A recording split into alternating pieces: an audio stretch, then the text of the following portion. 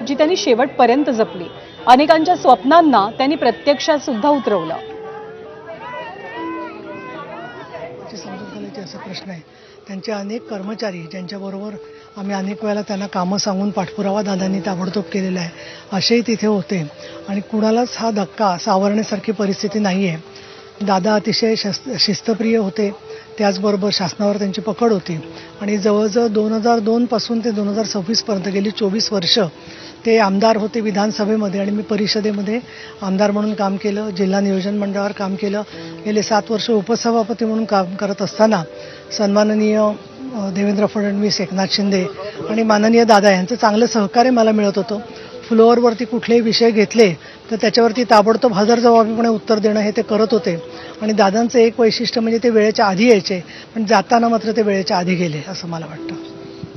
Protocol संदर्भात काही माहिती समोर आली का? कशा पद्धतीने असणार आहे? उद्या कोण कोण उपस्थित राहणार आहे या संदर्भात? या संदर्भामध्ये माननीय अमितजी शहा येणार आहे तेवढं कल्पना आहे। तसंच माननीय मुख्यमंत्री देवेंद्र फडणवीस, उपमुख्यमंत्री एकनाथजी शिंदे आणि राज्यपाल येतील की नाही मला कल्पना नाही आहे, परंतु अर्थातच 3 दिवसाचा दुखवटा पाळण्यात आलेला आहे। सर्व शासकीय कार्यक्रम रद्द करण्यात आलेले आहेत आणि अतिशय दुःखी आणि धक्कादायक अशा या घटनेमुळे सगळेच जणांच्या मनात जे प्रश्न आहेत ते DCG यांनी जी चौकशी केली आहे त्यामधून ती वस्तुस्थिती बाहेर येईल। परंतु जी काही वस्तुस्थिती आहे ती जर का पाहिलं तर एवढ्या मोठ्या पदावर असणाऱ्या व्यक्तीसाठीचं विमान हे निश्चितपणाने चांगल्या प्रकारे तपासून घेतलं असतंच असं आमच्याकडे तरी माहिती आहे आणि कुटुंबियांचं आणि सगळ्या कार्यकर्त्यांचं जे दुःख आहे ते मात्र अतुलनीय आहे। कारण बारामतीपासून पुण्यापर्यंत आणि पुण्यापासून मुंबईपर्यंत आणि सगळ्या महाराष्ट्रामध्ये बीडमध्ये असेल अनेक ठिकाणी नियोजनाच्या माध्यमातून, शाश्वत विकासाच्या उद्दिष्टातून, त्याचबरोबर पुरातत्व विभागाच्या माध्यमातून, अष्टविनायक किंवा खंडोबा जेजुरी यांच्यासाठी निधी देणं,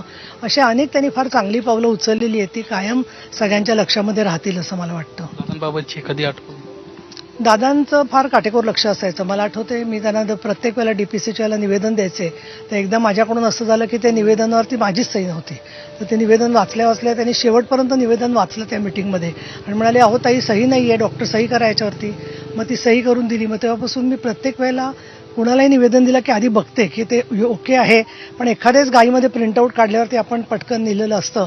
प्रत्येक निवेदनाच्या वरती त्यांची सकारात्मक भूमिका असायची। अनेक निर्णय, मग ते महिलांच्या स्वच्छतागृहांच्या संदर्भात असतील, अंगणवाडीच्या बिल्डिंगना नवीन निधीच्या बद्दलचे असतील, पुरातत्व विभागाच्या वास्तू जतन करण्याच्या बद्दल असतील, त्यांनी प्रत्येक वेळेला चांगली भूमिका घेतली।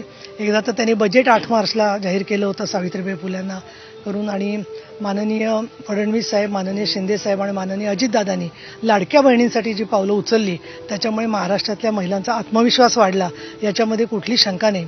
आणि बारामतीशी म्हटलं तर शरदराव पवारांच्या बरोबर चव्हाण सेंटरला मी काम करत असल्यापासून म्हणजे 91 पासून मी इकडे येते आणि बारामतीत सुद्धा काय काय बदल झाले ते मी पाहिलेले आहेत।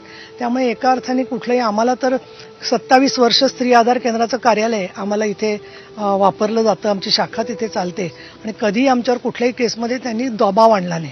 म्हणजे हे एक ज्याला आपण म्हणू की त्या नाहीतर मुख्यमंत्री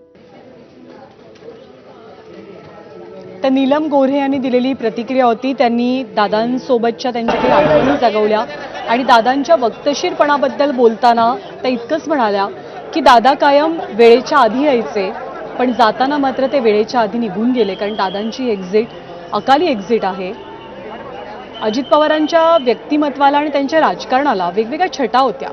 विरोधकांचा दादा नेहमी समाचार घ्यायचे आणि समाचार घेताना कधीच हातचं राखून ठेवायचे नाही, पण सर्वसामान्य माणसासाठी अजित पवार जेव्हा काम करायचे तेव्हा सुद्धा त्यांनी कधीच हात आखडता घेतला नाही। शरद पवार नावाच्या राजकीय विद्यापीठाच्या सावलीमध्ये वाढत, या वटवृक्षाच्या सावलीमध्ये वाढत अजित पवारांनी राजकारणाचे धडे गिरवले। त्यांचे आदर्श कायम यशवंतराव चव्हाण राहिलेले आहेत राजकारणाच्या बाबतीमध्ये, परंतु शरद पवारांसारख्या मोठ्या वटवृक्षाच्या छायेमध्ये मोठं होत असताना सुद्धा दादा आपली स्वतंत्र ओळख निर्माण करण्यात मात्र यशस्वी ठरले। 1995, 1999, 2004, 2009, 2014, 2019 आणि 2024 सलग 8 वेळेला अजित पवार हे विधानसभेमध्ये निवडून गेले आणि अर्थातच बारामती मतदारसंघातनं दादांची खासियत राहिली की बारामतीमध्ये ज्यांनी 2024 यामधला अपवाद आपल्याला वगळावा लागेल, पण बऱ्याचदा दादांच्या विरोधात ज्यांनी बारामतीतनं निवडणूक लढवली त्या सगळ्यांचं डिपॉझिट जप्त व्हायचं। इतकी ताकद ही अजित पवारांच्या राजकारणाची किंवा त्यांची बारामतीवरची पकड होती. अजित पवारांच्या प्रदीर्घ राजकीय कारकिर्दीमध्ये अनेकदा असंही गमतीनं म्हटलं जायचं की दादांनी एक प्रकारे मुख्यमंत्री बदलले तरी सुद्धा